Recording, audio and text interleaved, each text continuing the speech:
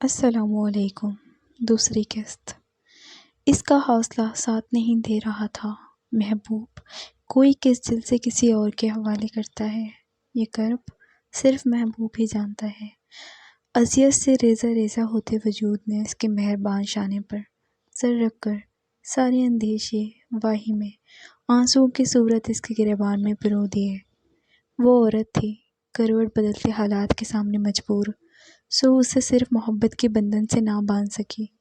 اسے پرایا ہوتے دیکھنے کی نہ اس میں ہمت تھی نہ دم، سو گھر میں ہی موجود رہی، اور وہ شادی ہال سے نئی دلہن کے ساتھ نئے اپارٹمنٹ میں منتقل ہوا تو مہندی کی تازہ خوشبو بدن کی خوبصورتی اور نئی عورت کے سحر میں گم ہو کر رہ گیا، اور اس کی آنکھوں میں نیند کی جگہ کانٹے اگ گئے۔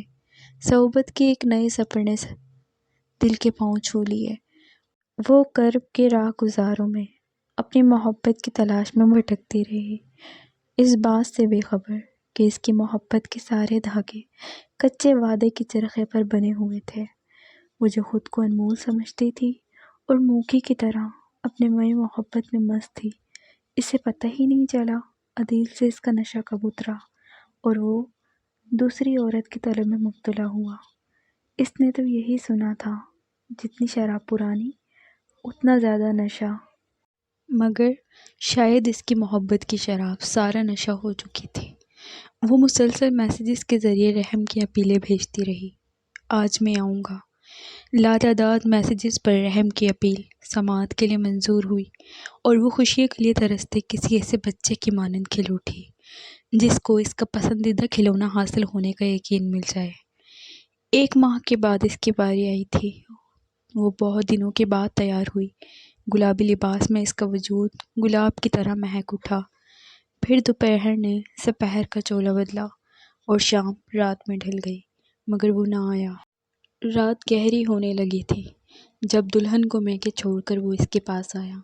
اس نے پھر بھی شکر ادا کر کے کھانا چن دیا، مگر وہ تو کھانا کھا کر آیا تھا سسرال سے۔ تم کھانا کھا لو، مجھے بالکل بھی طلب نہیں، وہ بے پرواہی سے کہتا کمرے میں چلا گیا۔ وہ دن بھر کی بھوکی تھی، مگر اس کی بھوک ختم ہو گئی۔ وہ اس کے پیروں کے نقش میں وفا کی لکیریں ڈھونڈتی بیڈ روم تک آئی تو وہ نئے نشے میں مدہوش پڑا خراٹے لے رہا تھا۔ وہ صرف خانہ پوری کرنے کے لیے آیا تھا۔ اس کی طلب محبت کہیں اندر ہی سر پٹک پٹک کر آنسوؤں پر خاموش ہوئی۔ وہ بند آنکھوں کے دریچوں سے ماضی کے خوشگوار لمحوں کو آواز دیتی رہی، مگر حقیقت کے ناخوشگوار جھونکے اسے ماضی کی اور سے کھینچ کر لے آتے۔ ایک ہی بیڈ پر سوئے ہوئے اس شخص کے خراٹے سورہ اسرافیل کی طرح اسے بدصورت حقیقت میں زندہ کرتے رہے۔ وہ ساری رات روتی سلگتی جاگتی رہی۔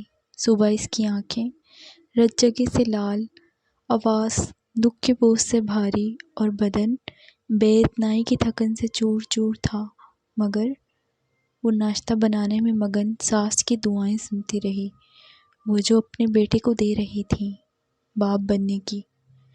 اس کی ساس ہر دوسرے دن تھوڑی دیر جا کر بیٹی کو دیکھ آتی، سو وہ ناشتہ کر کے جلدی اٹھ گئی۔ ناشتہ تو عدیل بھی کر چکا تھا، مگر اب اٹھنے کے لیے پر تولتے کسی اختتامی جملے کی تلاش میں تھا۔ بے رخی اور عجلت اس کے رویے میں کوٹ کوٹ کر بھری ہوئی تھی۔ تم نے ناشتہ نہیں کیا؟ بھوک نہیں تھی؟ کیوں؟ سرسری استفسار پر اس نے بہت گہری نگاہ سے اسے دیکھا۔ بھوک تو تب سے اڑ گئی جب تم نے راستہ الگ کر لیا۔ میں نے کوئی راستہ الگ نہیں کیا، نہ تمہیں چھوڑا ہے، نہ طلاق دی، وہ بدمزگی سے بولتے حد در سے بیزار ہوا۔ شادی کی ہے، کوئی گناہ نہیں کیا۔ اسے لفظوں کی کاٹ سے زیادہ لہجے کی بیزاری نے دکھی کیا۔ محبوب اگر محب سے بیزار ہو جائے تو بچتا ہی کیا ہے سوائے ہجر و فراق کے۔ گلے میں پھنسے آنسوؤں کے گولے کو بمشکل نگلتی خود کلامی سے گویا ہوئی۔ محبت کرنے والے اپنا آپ دے کر بدلے میں آپ سے بھی آپ کا وجود، وقت اور توجہ مانگتے ہیں۔ دراصل وہ اپنا کھویا وجود آپ کے وجود میں تلاش کرتے ہیں۔ میں باتوں میں تمہارا مقابلہ نہیں کر سکتا، تم ہمیشہ بہت خوبصورت بولتی ہو، وہ بے وجہ ادھر ادھر دیکھتے بولا۔ اس کی باتوں میں نہ امید کی آہٹ تھی نہ دلاسے کا درمان۔ جو محبت کو برتنا جانتے ہیں وہ لفظوں کو برتنے کے ہنر سے بھی آگاہ ہو جاتے ہیں۔ لفظ اپنی پہچان آپ بن کر وجدان کی طرح دل سے نکلتے ہیں۔ اس نے دھندلی نظریں سامنے اٹھائیں تو کرسی خالی تھی۔ وہ جو اس کی باتوں پر مرتا اور اس کی محبت پر جیتا تھا، وہ اب شاید یکسانیت سے بیزار ہو چکا تھا۔ یہ کیسا المیہ عورت کی ذات سے متصل کر دیا جاتا ہے کہ جہاں آنکھ کھلے پروان چڑھے، وہی گھر رخصتی کے بعد پرایا بن جاتا ہے۔